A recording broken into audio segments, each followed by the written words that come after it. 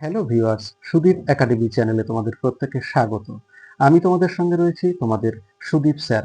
তোমরা যারা অষ্টম শ্রেণীতে উঠেছো, তোমাদের ভূগোল বিষয়ের টেক্সট বইয়ের প্রথম যে চ্যাপ্টার রয়েছে পৃথিবীর অন্দরমহল, এই পৃথিবীর অন্দরমহল চ্যাপ্টার থেকে আমি পুরো টেক্সট বই থেকে অতি গুরুত্বপূর্ণ প্রশ্ন উত্তরের সংকলন নিয়ে হাজির হয়েছি।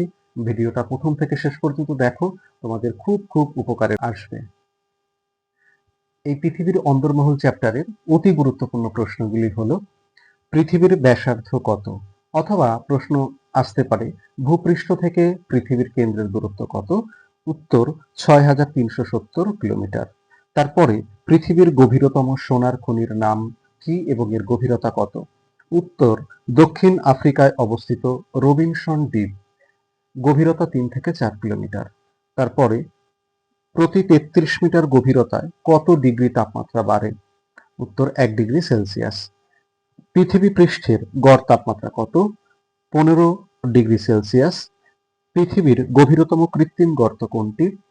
রাশিয়ার কোলা উপদ্বীপের গর্ত, যার গভীরতা ১২ কিলোমিটার।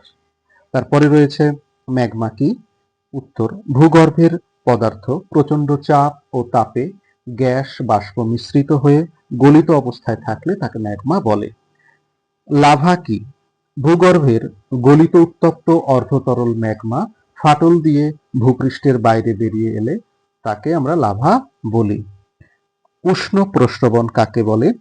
পৃথিবীর ভৌম জল ভূতাপের সংস্পর্শে এসে গরম হয়ে ফুটতে শুরু করে।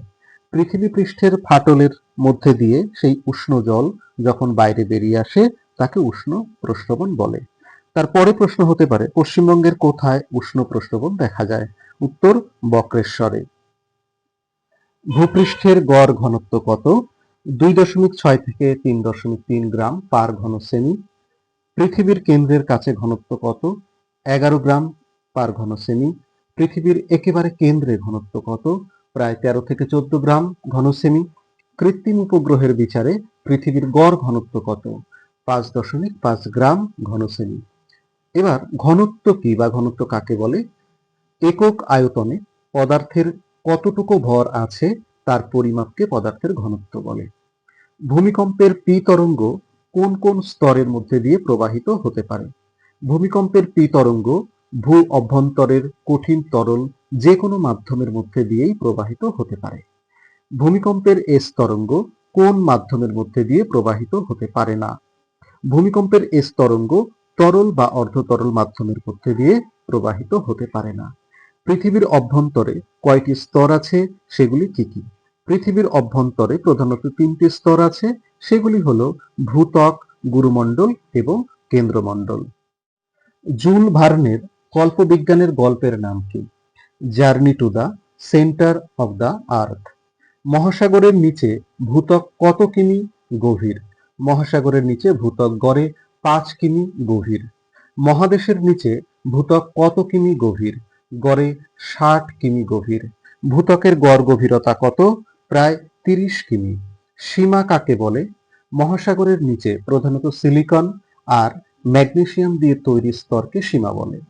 কোন শিলা প্রধানত সীমা স্তর গঠন করেছে? উত্তর ব্যাসল্ট। শিয়াল কাকে বলে? মহাদেশের নিচে প্রধানত সিলিকন আর অ্যালুমিনিয়াম দিয়ে তৈরি স্তরকে শিয়াল বলে। কোন শিলা শিয়াল স্তর গঠন করেছে? উত্তর গ্রানাইট। ভূত্বকের একেবারে উপরে কি আছে? মাটি। ভূত্বকের কত শতাংশ অক্সিজেন আছে? ৪৭%। বিযুক্তি রেখা কি? ভূপৃষ্ঠ থেকে কেন্দ্র পর্যন্ত যেখানে যেখানে ভূমিকম্পের তরঙ্গের গতিবেগ পরিবর্তিত হয় সেই রেখাকে ভূতত্ত্ববিদরা বিযুক্তি রেখা বলেন। বিযুক্তি রেখার কাজ কি? বিযুক্তি রেখা দুটি ভিন্ন উপাদান ও ঘনত্বের স্তরকে আলাদা করে। কনরাড বিযুক্তি রেখা কি? শিয়াল ও সীমা স্তরের মাঝে যে রেখা রয়েছে তাকে কনরাড বিযুক্তি রেখা বলে। গুরুমণ্ডল কি? ভূত্বক ছাড়িয়ে পৃথিবীর অভ্যন্তরে প্রায় ২৯০০ কিলোমিটার পর্যন্ত একই ঘনত্বযুক্ত স্তরকে গুরুমণ্ডল বলে। গুরুমণ্ডলের উষ্ণতা কত? ২০০০ থেকে ৩০০০ ডিগ্রি সেলসিয়াস। গুরুমণ্ডলে পদার্থের ঘনত্ব কত? ৩.৪ থেকে ৫.৬ গ্রাম পার ঘন সেমি। গুরুমণ্ডলের প্রধান উপাদান কি কি? লোহা, নিকেল, ক্রোমিয়াম, ম্যাগনেসিয়াম ও সিলিকন। ক্রোফেসিমা কি?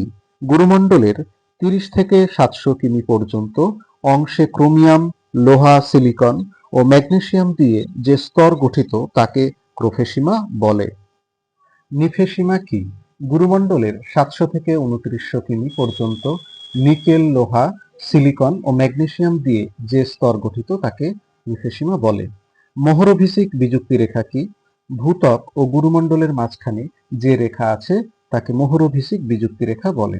রেপিত্তি বিযুক্তি রেখা কাকে বলে? ক্রোফেসিমা ও নিফেসিমার মাঝে যে রেখা আছে তাকে রেপিত্তি বিযুক্তি রেখা বলে। অ্যাস্থেনোস্ফিয়ার কি?